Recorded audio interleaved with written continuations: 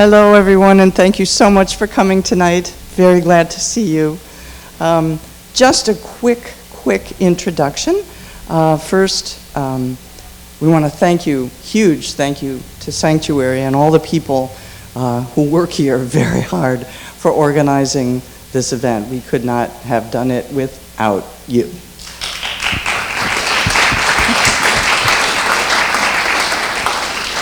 And thank you to our guests who are going to be up here shortly after the film. We'll talk about them. I'll read you their bios. You get to hear what they have to say. There'll be a good panel discussion, and then there'll be lots of questions from you. What we're going to see tonight is Tarik Shah, Don't Play Like Them. And it was written and directed by one of our guests, Barry Rubinow. Afterwards, we'll have a panel discussion that features Tarik, Barry, and Kathy Manley from the Coalition for Civil Freedoms, which advocated for Tarik and for hundreds of other prisoners, and she will talk more about that. So sit back and enjoy. Just a quick word about the way the world is right now. This film asks at the outset, is it a crime to despise injustice? And that's a question we all need to ask ourselves right now, as well as ask ourselves, what is the definition of terrorism or terrorist? Sometimes it is a crime now to despise injustice, and the evidence of that, I think, is all around us. And the war on terror isn't over. It wasn't won, and it hasn't been lost. It's just gotten bigger and broader. But what you're going to see in this film is someone who didn't play like them. An example of resilience and determination and strength and refusal to let it take him down or break him. So, with that, we'll see the film and we'll go from there. Thanks. Let me introduce our guests first and give you a lot of the bio, some of which you saw in the film and some of which you didn't. The first one, of course, we have to introduce is Tarik.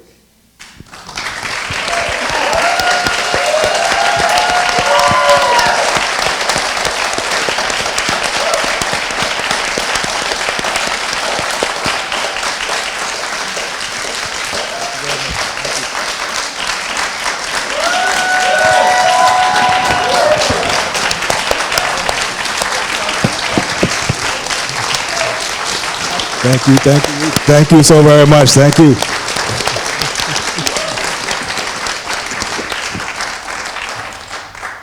Well, I knew he had to come first.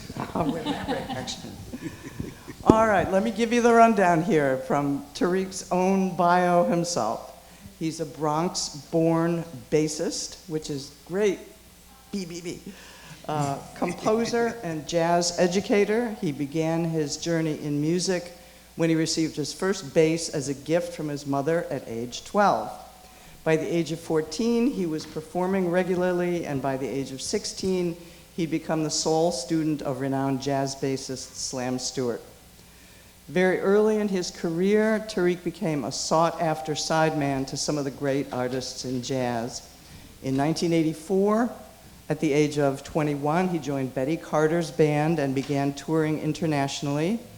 After his return, he proceeded to perform and record with jazz luminaries such as Ahmad Jamal, Randy Weston, Abby Lincoln, Ron Burton, Barry Harris, Pharoah Saunders, Vanessa Rubin, the World Saxophone Quartet, Hamiet Blewett, among others.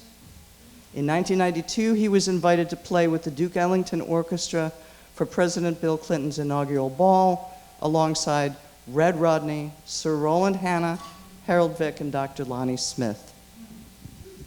Tarik continues to perform in New York City jazz venues such as Mesro and Smalls, while continuing to mentor many young musicians in the Albany music scene. He's currently at work on two major projects: his first methods book, titled Harmony, Improvisation, and How to Practice, and a debut solo album, Solitary Refinement, featuring his original compositions. These projects have been supported by the Jazz Foundation of America and Smalls Live Foundation for Jazz, Art, and Education. Now to Barry, who brought you this film.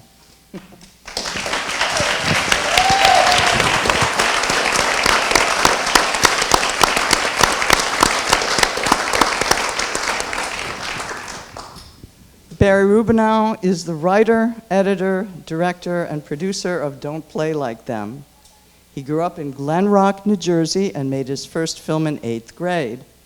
With early aspirations to be a filmmaker, he moved to Los Angeles and attended the University of Southern California's acclaimed School of Cinema.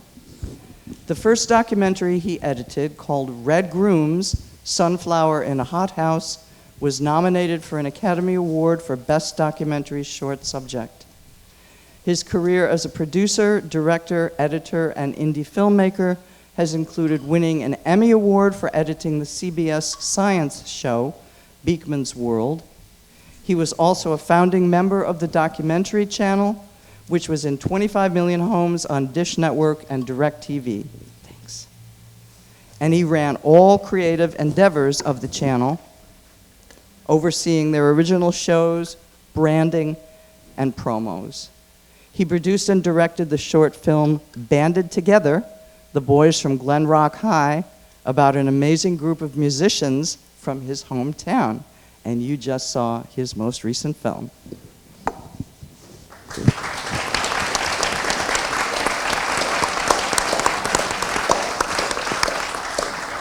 And finally tonight, Kathy Manley, Esquire, is an activist and the legal director of the Coalition for Civil Freedoms and the vice president of the Capital Region Council of the New York Civil Liberties Union.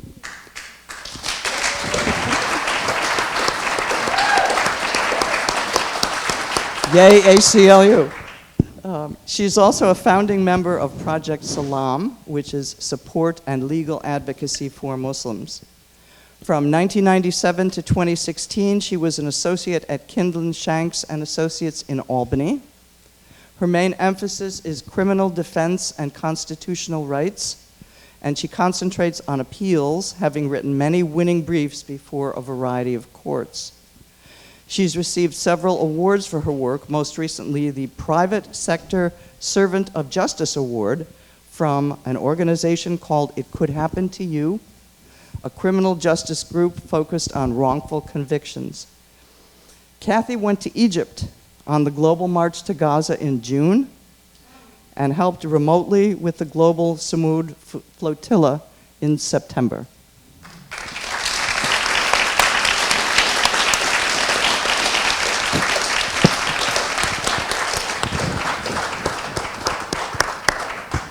Now I get a chance to ask all these esteemed guests some questions, and you think of questions too. I think the first question is for Barry. How did you discover Tarik's story, and what was your journey of deciding to make a documentary film about it? Well, first I wanted to say thanks to the Sanctuary and to Jeanne and the Coalition for Civil Freedoms for having this event. It's really, really great. And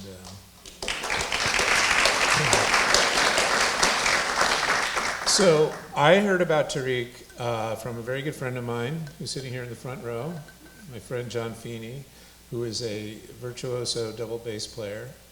And Tarik had actually, when he got out,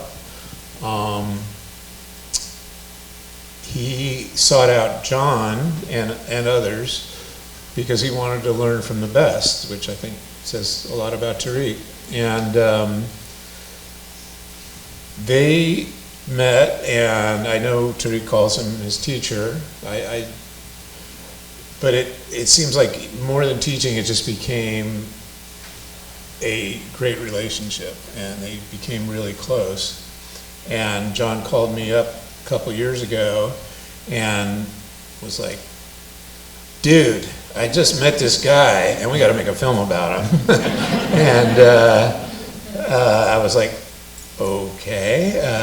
You know, I was very hesitant at first because making a film is a big deal. It's something, obviously, takes a lot of planning, a lot of work, and then it never dies. It's like having a kid. You hope it does well.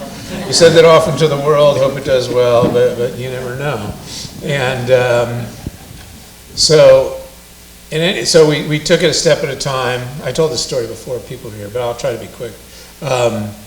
We started having Zoom calls, the three of us, John and Tarik and myself, and I recorded the Zoom calls and put together, you know, took the video of the Zoom calls and edited a piece. I can't remember how long it was, maybe 15 minutes, using some stuff from Tarik's website and some stuff I downloaded from the internet, and you know, just kind of threw something together, and it looked pretty good. We're like, this looks okay. And so then we started making the film, and that was the genesis of it.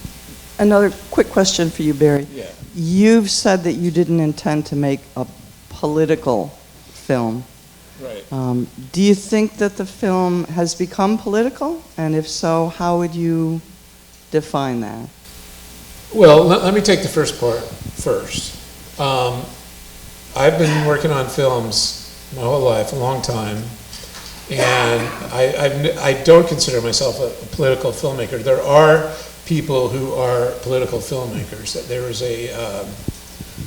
a guy named a documentary filmmaker named Kirby Dick, who I interviewed years ago when I was with the Documentary Channel. And he made a film called The Invisible War, which was about rape in the military. And before he shot one frame, he knew that he made that film because he wanted to get in front of Congress and he wanted to change laws.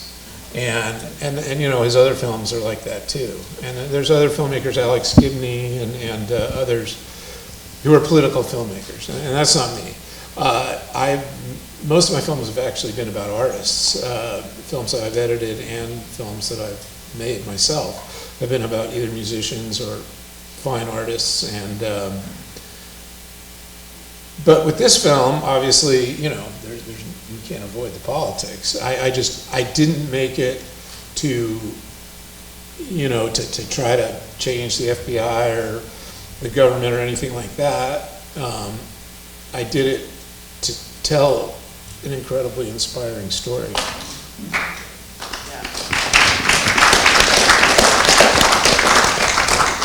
Thanks.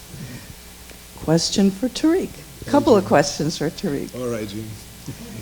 You came out of your prison experience with resilience, and you were ready to pick up where you left off.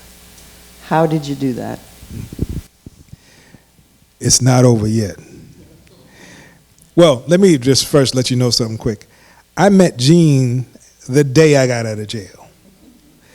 Her, my mother, and Lynn Jackson, who's in the audience, yes, sitting in the back, they were at the bus stop to meet me at the bus station here in Albany. And it was great meeting them all in that sense. But now to basically answer the question, when I say it's not over yet, meaning that I have not attained what I had previously, let's say in the industry. In the industry before, I had no problems finding work. I had no problems traveling, you know, no issues. Gigs, I would never have to even look for gigs. People were calling me left, right, and center because of the way that I play the bass. Coming back, that's not the same. That's not the same. So I'm still working on it. I think, like I actually said in the film, which is real, that I have to do it now under my own name. And this is an important point because musicians who have worked with a lot of people as sidemen, like when you speak with them, their name might not necessarily be the top name that you see. So when you talk to them and interview them, they say, well, I've worked with this person, that person, the other. So it's bigging them up according to who they've worked with, but not according to standing upon their own name and their own laurels. And this is what I am struggling to do now. And I believe it's going to happen.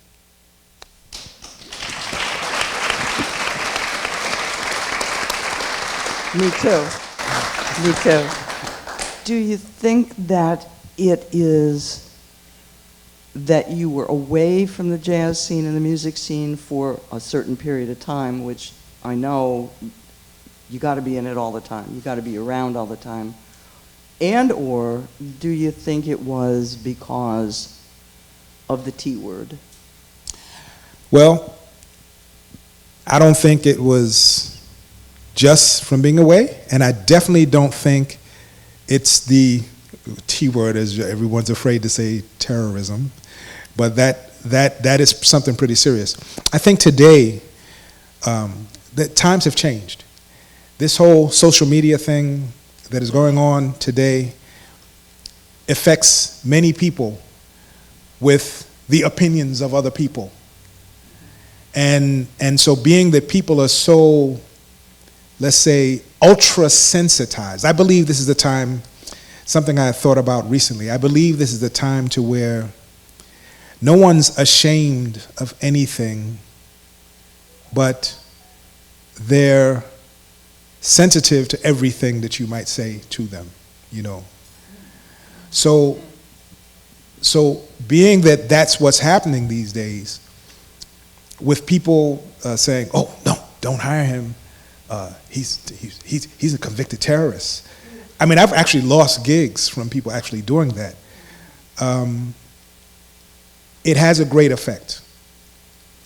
But like I said, this is not going to stop me, because that's on the way of what, being a sideman again, right? Okay, I've been there, done that. I got to do something else now. Another quick question: has the film circulated in the jazz world? Have people seen it, and what was the response? People have seen it who have attended these events. It hasn't circulated that widely yet, because it's not out to the public in that way yet. So when that happens, yes, I believe that it will be a big circulation, and I mean, people will see it, people will share it, people will, you know, because I'm not only known in the US, I'm known in Asia, I'm known in Africa, I'm known in Europe, you know, because I've traveled all over the world in my lifetime, in my career. That brings up another question for Barry about circuit. No, we won't go there quite yet. Kathy Manley from Coalition for Civil Freedoms. Can you speak about the purpose of Coalition for Civil Freedoms? How many prisoners does it advocate for? Talk a little bit more about preemptive prosecution, and how did we all, because I kind of include myself in this too, come to realize that so many of these cases were about and targeting people who didn't do anything? Yeah, well, it goes back, as you know, to the case of Yasin Arif and Mohammed Hussein here in Albany, New York, which many of you know about. Back in 2004, they were arrested, and I was working for Tarik Shah, who was the lead attorney for Yasin, and so I became one of his attorneys. And we realized after a while, without going into all of that, that he was completely innocent. So was Mohammed Hussein. It was one of these post 9/11 sting operations, and there was secret evidence, there was material support laws, conspiracy laws, all sorts of unfairness. Yasin never even knew what the informant was talking about. He didn't even say anything bad on the tapes. And still, because of the secret evidence, they both got convicted and sentenced to 15 years, and that kind of opened our eyes to what was going on with the FBI in these cases post 9/11, and that was when we started Project Salam, and we started talking about preemptive prosecution. We realized that the government was targeting almost entirely Muslims in these cases because they wanted to show success in the war on terror. And so they manufactured cases against people who hadn't done anything, and they just usually got them to say something bad on tape. They offered them money. They showed them videos of atrocities, got them worked up. There were a lot of different techniques that they use.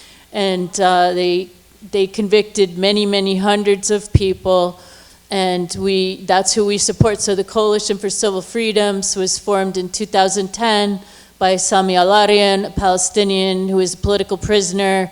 He was under house arrest in Virginia at his daughter's apartment when he started this organization, and so we had to go to his house because he was under house arrest. And now he's living in Istanbul as a professor, political science, I believe. He's doing a lot on, well, anyway, he's doing great work over there. So we advocate for about 200 people that are currently incarcerated, sentenced to very long sentences, many life sentences. And since 2020, we were able to start doing compassionate release motions, which is where you can file a motion to the sentencing judge and say that the original sentence was unfair for various reasons. Any extraordinary and compelling reason is what the law says. So there's a lot of leeway there. And so we got 7 people out through those motions. We lost a bunch of other ones, and we're continuing to do those motions. So Steve and I and 2 other attorneys just a couple of days ago filed a motion for the Fort Dix 5, 4 of the Fort Dix 5, which is 3 brothers who were sentenced to life for nothing. They were convicted of conspiracy to murder people abroad at an unknown time, unknown place, unknown people. There was no plot. They just said, yeah, maybe that's a good idea. No, there was no plot, there was nothing. And they got life sentences, 3 brothers, destroyed the family. Unfortunately, their father passed away a few years ago. I'm in touch with their brother and a lot of other people surrounding the case. And then their other co-defendant, Serdar Tatar, who actually tried to go to the police to turn in the informant, and he still got convicted and got 30 years. So we just filed for them, and we're just really hoping, pray that this judge does the right thing. It's not the original judge. We weren't going to file it with that judge because he just has it in for them. But so now there's a different judge there, and we're just hoping that she sees some reality here, that they shouldn't still be in prison. So that's the latest one we're doing. So what was the other? Well, another kind of related question. How about some of the remedies that you and CCF have proposed to kind of not even out the terrorism laws to, I guess the word is to level the playing field and to stop these incredibly destructive preemptive prosecutions that target innocent people? Well, I mean, beyond compassionate release motions, which is the main thing, we did draft a bill, which hasn't gotten anywhere in Congress, but maybe someday. But basically, because there is no entrapment defense anymore, which is why people are basically forced to plead guilty in these sting cases, because the jury gets told that if they're offered, say, for example, in the Newburgh 4 case, they were offered $500,000, one of them, and were completely penniless, no driver's license even. Anyway, so if you accept this bait and then you don't back out, the judge tells the jury that means you were predisposed to terrorism, even if you had absolutely no interest in terrorism. The fact that you accept the bait and get entrapped means you're predisposed, and then that defeats the entrapment defense and means you're not entrapped. So that's why nobody's ever won on entrapment in these cases, even though they are entrapment cases. That's the definition of entrapment. So that's one thing that we're trying to do, is change that to create an actual entrapment defense that says if the person wasn't already taking substantial steps, like trying to commit an act of terrorism before the informant starts working on them and manipulating them and offering them all sorts of things, that they can't be convicted, that they're entrapped and they can't be convicted. That's one aspect of it. And then also there's this law called material support to terrorism, and it's used against people like the Holy Land Foundation, who were completely non-violently giving aid. They had the biggest charity, Muslim charity in the US called the Holy Land Foundation. They were giving money to help children in Gaza who desperately needed it, and elsewhere in the world, including to help a blood drive after the Oklahoma City bombing. They did all sorts of work, and they were targeted because they were Palestinian themselves, and they were convicted of material support to terrorism, even though they were giving money completely non-violently to the same Sakat committees in Gaza that the USAID, when it existed, and the International Red Cross were giving money to, but they didn't get charged with anything. And two of them, the leaders of the group, got sentenced to 65 years. And that's life sentences, because they're about in their 50s or 40s or 50s when this happened to them. So we're still waiting for that judge to retire, because that judge isn't going to help them to file a compassionate release motion for them. But yeah, so material support. So the other thing this bill would do is to say that in order to be convicted of material support, you had to be supporting violence, not just supporting anything peaceful, which is the way the law is now. And then the third part of it is to say that if the government is using classified evidence in the case and they give it to the judge, which happened in Yassine's case, and it created all sorts of problems in the case, because the judge, it totally polluted the judge's mind and made the judge think that Yassine was in Al-Qaeda. We found out later, like, there was this, and he totally wasn't. Anyway, that's the long story, but we couldn't even see it. So the other part of the bill is that when the judge gets given classified evidence by the prosecution, they have to give it to the defense too, to a defense attorney who has a security clearance. So they sounds like kind of a no-brainer, but it does not happen now. All these things seem like common sense to me, but they would go a long way to remedying these cases, and that it would be retroactive, so then we could use that to try to get some people out. The entrapment defense that you're talking about would have helped Tarik, certainly. Yeah. Great. I wanted to say one thing about what Kathy was speaking about, and I wanted to say one thing about what Kathy was speaking about, and it's specifically talking about conspiracy to provide material support. Patriot Act has this charge, conspiracy. That's what I got so-called convicted on, went to jail for.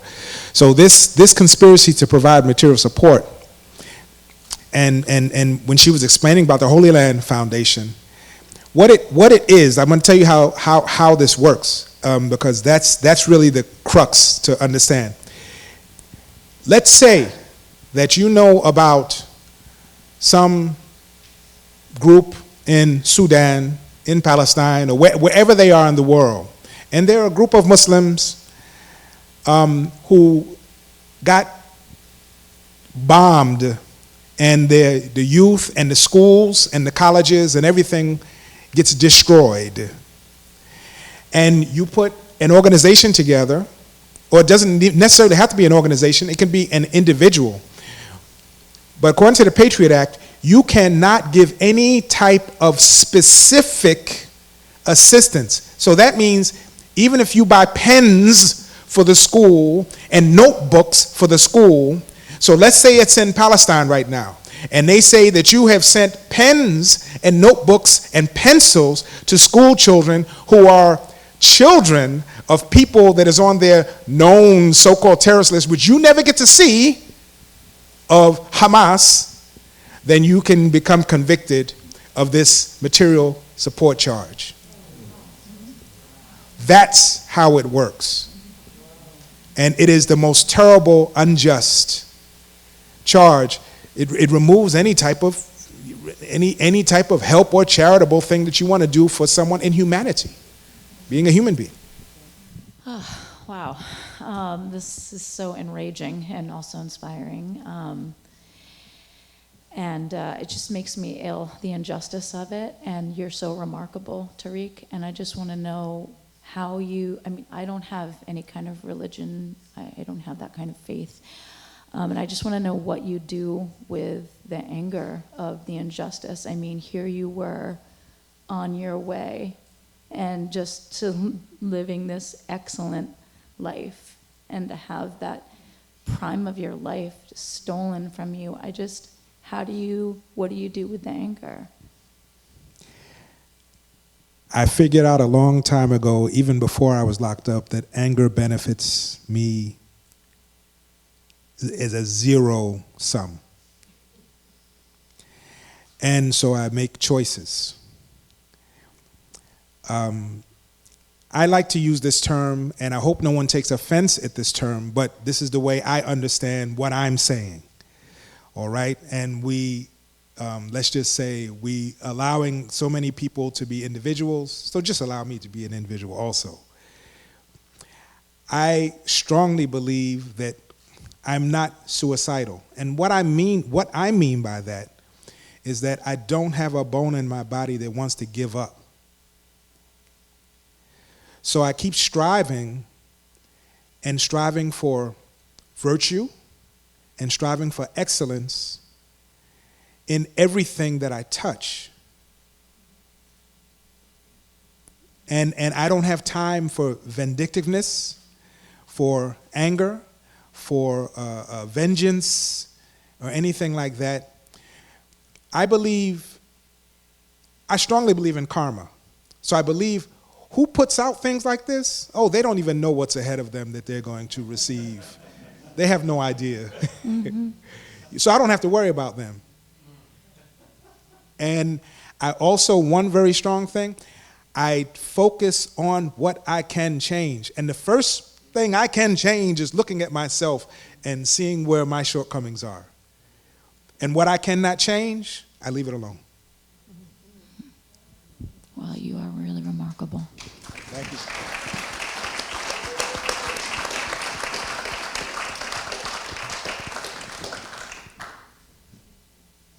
I'm convinced that you will lead again. Hearing you and listening to you, I'm sure that you will have sidemen at some point. I'm here because people said I better be here. I knew Donald Smith. I knew Rasheem said, get up here. You know, I can't leave without your autograph or something like, you know. But we wish you the best. I have questions, but I have too many because I want to talk to you further about people who know you and remember when you went away and you had a gig coming up at Concord Baptist Church in Brooklyn with Donald, and you didn't show up. Yes. And so, you know, when we learned what happened, I'm sure some of us were out there protesting along with, you know, everybody who was there. So I'd just like to get a chance to ask you some things. Might be personal, but just like to do that. And I'm glad you're back. And assalamu alaikum. Wa alaikum salam. Thank you very much.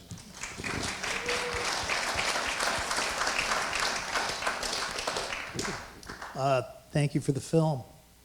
And Tarik, it was great getting introduced to you through this film because, you know, I'm ignorant. I didn't know your work. And I look forward to your upcoming album. I may have met Nancy through the ISIS trial. There's a documentary out by Ellie Bernstein. Yes, she's here. Okay, and I was going to recommend it for people who want to know more about what you explained, the mechanics of how the money flows. You have the government handing billions of dollars to the FBI. They hand millions of dollars to police departments. The police departments hand tens of thousands of dollars to community assisting police who then penetrate isolated Muslim communities. And then they set up entrapment for these kids, and they're often, in the ISIS trial, kids. And then they, as you say, they feed them stories. They feed them videos. They feed them, and all of this is complete fraud. There is no plot. But the kids at some point, because they're young or hungry, get involved to do something, and they show up somewhere, and all of a sudden, bang, the police jump out. But this is all about money. Because the thing is, they've got to have a trial. They've got to forge these phony cases so that they can get more billions of dollars for the FBI, more millions of dollars for each police department. So the entire thing is a capitalist scam of which, the public, we are the victims because we believe the nonsense. And then, of course, you're a victim. But I recommend Ellie's film. It's called The ISIS Trial. Thanks.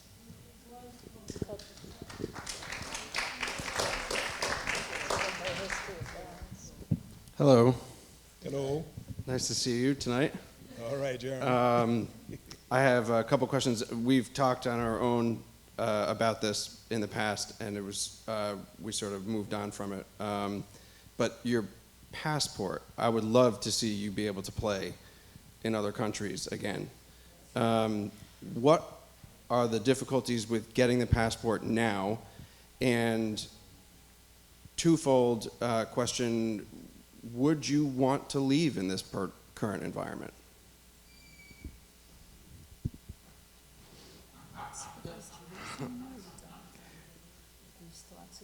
No, I'm done. I'm done with that. Done. Okay, so one of the things that had, let's just say, I'll go this quick, had it transpired when I got out is after doing the time in jail, then they had me on 3 years supervised release. Well, supervised release, maybe y'all don't know what that is, but it's a very nice way, because they changed the name to everything, so no one knows what they're talking about. It's a nice way of saying probation or, right. So I did that 3 years. I'm through with that because I got out in 2018. So that's not the thing holding me up. One of the things is an arrears, and I have no baby children, an arrears child support debt that sits there like I am being extorted. Literally, that stops you from getting a passport. When you're over a certain amount of money, you cannot get it. So maybe some of you might get a little triggered by me calling this arrears debt extortion. My youngest child is in the back, and he's about to be 25 years old. And this is not dealing with him. This is dealing with two of my children that are 34 and 35 years old. Why would I call it extortion? But I thought there was a cutoff point for a child's age. Okay, well, we can all... It was from when he was in prison, how he was supposed to pay. Exactly. So amazingly enough, when I came out, it was like about $90,000. I paid about a little over 30 grand on it since I've been out. So literally, I've been working my behind off. I know how difficult that is as a musician, so congratulations. Yeah. And there's about 58 grand left on it. And this is one of the things holding me up from a passport. Okay. Go to Europe and get more work. I make more money overseas than I make more money overseas always than I do here in the U.S. The money overseas was always better than it is here in the United States. So a catch-22. Yes. Assalamu alaikum, brother. Wa alaikum assalam wa rahmatullah. Yeah, if before I ask my questions, Jeanne, or Kathy, or Tarik yourself, is there a way for us to help? What's your Venmo? What's your whatever that we could help donate to get that taken care of so he can do that? Please describe your website so people can help you count up on those payments. Yes. All right. Yeah. Give your web address. Yeah. My website is www.tarikshah.com. That's my website.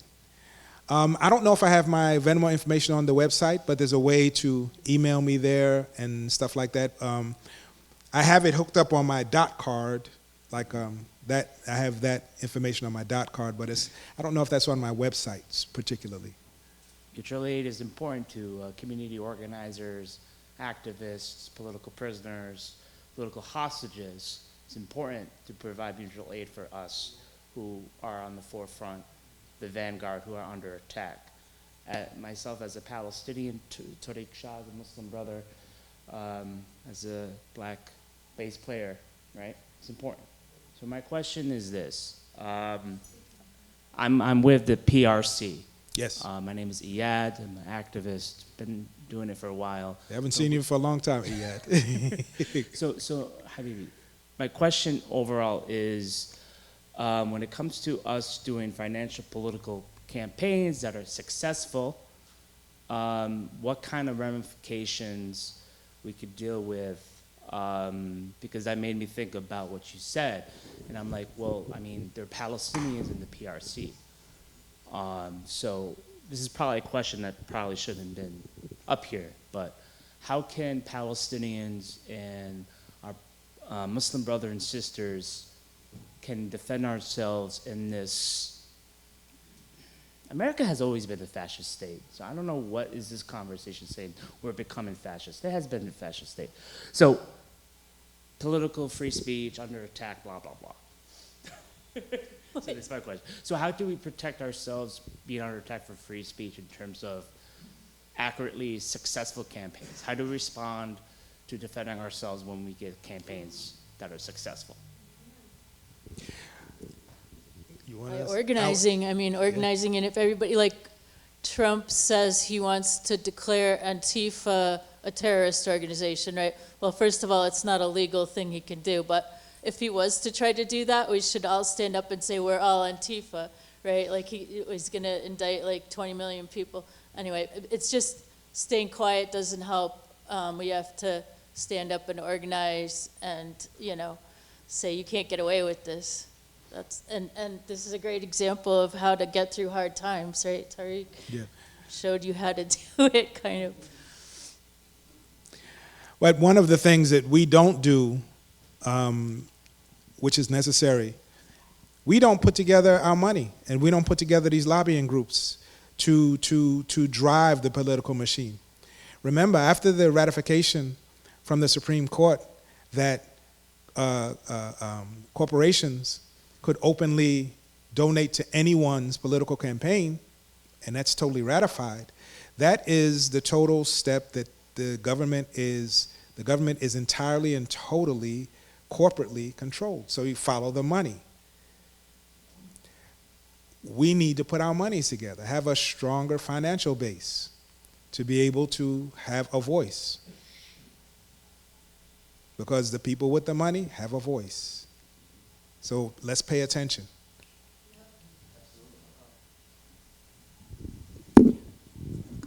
And just to add to that, even though I want to focus on all of what you have said, I think artists as well need to come together, no matter what your discipline, because what really struck me a great deal in the film was that you had the perspective of an artist. I want to pick up my life as an artist. That's what I wanted to do. That's what I've been doing, and that's what I want to do. And so I think if we all, in the arts particularly, whether you are or aren't, even if you appreciate the arts, band it together, and I think it's starting to happen a little bit. Yes. Quick story. Recently I had a woman friend who I've known for, over 40 years. She's a bassist, excellent bassist. She calls me up to ask me advice about going on a march. She said, so-and-so is coming to town. I want to go to the march. I'm just calling you to see what you feel about that. I was like, well, why are you calling me? I said, political conversation doesn't make me very comfortable. I said, because I already did my time. So I started asking her questions. I said, are you ready to get arrested? She said, no. I said, are you ready to spend the time in jail that I spent the time? She said, no, absolutely not. I said, then you already have your answer. I said, as an artist, being that Jeanne mentioned as an artist, I said, as an artist, what you can do, I said, you are an artist, right? She said, yes. I said, as an artist, what you can do, I said, write some poetry or write some songs about it. You know? And that goes for the people that also, not only poetry or music, words. Write a book about it. Write a pamphlet about it. Write about it. I want to say assalamu alaikum to everyone on the panel. Wa alaikum assalam. So I attended a course today. It was on sovereignty and law, and they spoke about the global periphery, seeking out those that are not on the forefront, ideally, of joining forces for an issue, a specific issue. So I'm just wondering, because this attack on actually saying what's in the Quran has certain laws, and by saying it, by definition, could be considered terrorist, could be considered a lot of things to a lot of people. So I'm just wondering, because globally, people are being arrested, even in Saudi Arabia, imams for speaking about the Quran. This is not just a Muslim American issue, this is a Muslim issue in the world of silence on practicing the faith, which could be modesty, which could be decency, in opposition to capitalism and subjectivity to the state, right? So my question back is just looping back. Who are the ones that have been seeking you out to be in fellowship, be in camaraderie, be comrades, be part of organizations to support Muslims from not being held back from their faith?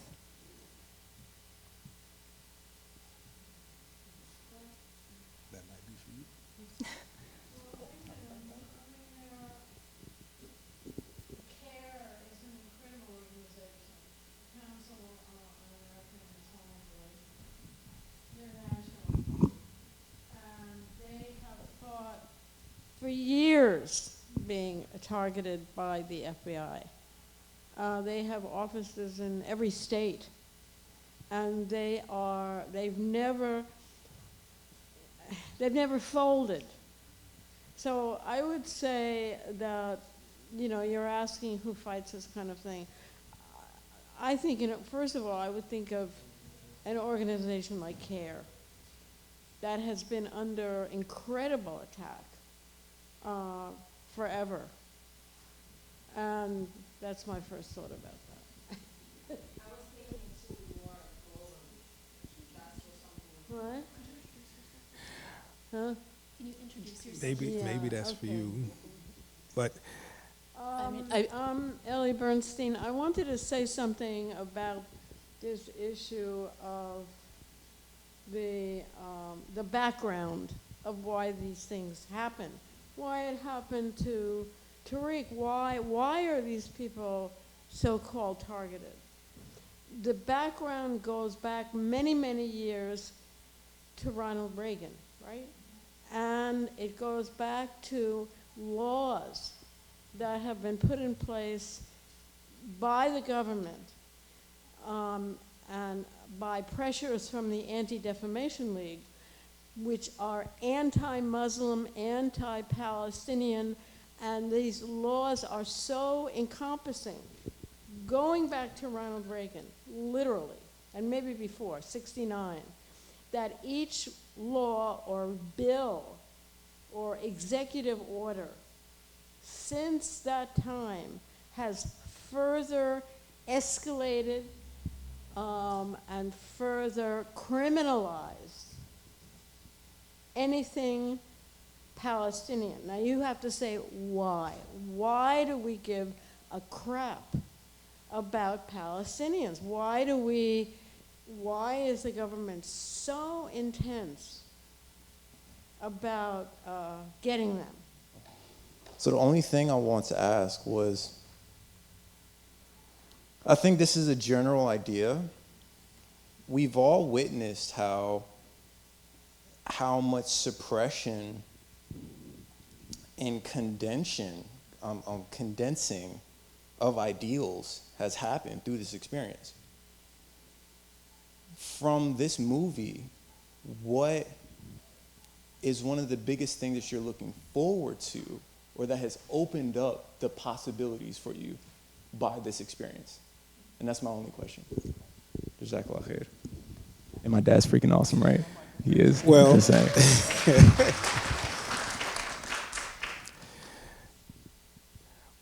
Well, dealing with the documentary, first, even before I go there, I would like to thank John Feeney. I would like to thank Barry Rubinow. I would like to thank Patrick. What's Patrick's last name? Patrick Cohn. Patrick Cohn. That's and, my cameraman. He's and here. the cameraman and everyone else, Barry's sons who were involved in the film, and my wife. Can't forget my wife. And okay, and Barry's wife, who was patient enough to allow it to happen. Yes, of course. She wasn't that anxious at the very beginning. I was like, well, I'm making a new film. I'm like, oh, great. So my thanks and gratitude go out. If it wasn't for meeting John, I don't think it would have happened.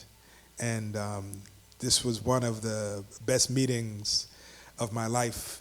To meet one of my favorite people as I'm getting older.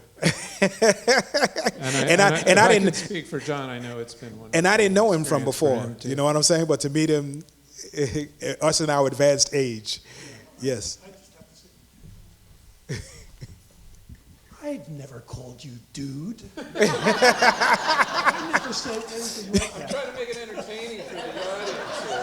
What is this dude? There's all this political talk. It's so boring. They're best friends. Well, yeah, and I feel like you're my best friend too now. And you know, the thing is, talking to the microphone. I feel like Tarik is my best friend too, and as well as Barry. But you know, Tarik called me up, and he came over to play and supposedly study with me. You know, the guy is a master musician. We're bassists, so we're doing the same thing. We're problem solving on the instrument and everything. But Tarik, from the very first time we talked, he shared his whole story with me.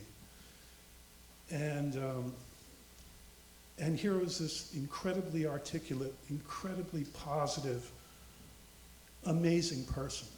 And that's why I called Barry up. I said, this man, you got to just like check out this story. And I hope that the film helps you. Yes. I hope it goes on from here.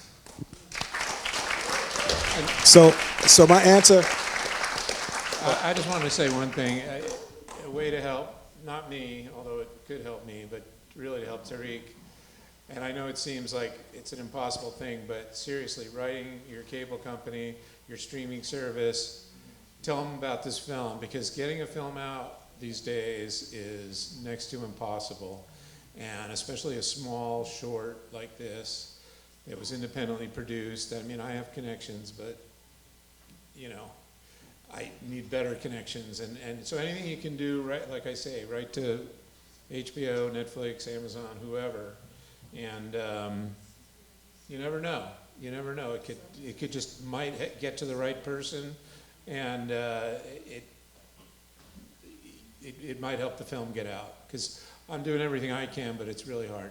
Oh, and one other thing. I don't know if anybody's up for it, but it is showing in 2 nights, and Sunday night at the Montclair Film Festival in Montclair, New Jersey at 5:45. Come on down. I'll be there.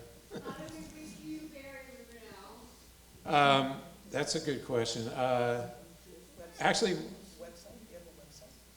I do, but it's for my previous film. Could they go through the coalition or? They can go through also reaching me to get Barry's. Yeah, it's TarikShah.com. If you Google me, Barry Rubinow, I'm on Facebook. I'm on YouTube, and you can find me. I think what I would love to see, as far as the possibilities opening up, I would love to see this get picked up as a docudrama. That would be a great thing in that sense, that some famous director or famous actor or actress sees it and says, wow, okay, this seems to be a very very uplifting type of Yeah. really Talked about serious story. Idris Elba. Right. Be good. So that's one thing. Also, I hope that it's a launching pad into helping me in music, having a career as a band leader, you know, and hopefully it can do that. Or also helping me to help people when they see this as a point of like, wow, this guy has some real resilience. What can I gain? What can I gain from this type of resilience? Because I do talk to people and help people through their issues. And I only have that available through my own experience in that way, you know. So hopefully that answers that question. A thought for all of us who are local, WMHT might be interested. So let's see if we can write to them just off the top of my head. They've put out and done some locally based films. Oh. You get to play yourself, though. A new career for you as an actor. Jeanne. All right, I'm gonna cut in here and say a big thank you to all of our panelists. A big thank you to everybody here. Big round of applause.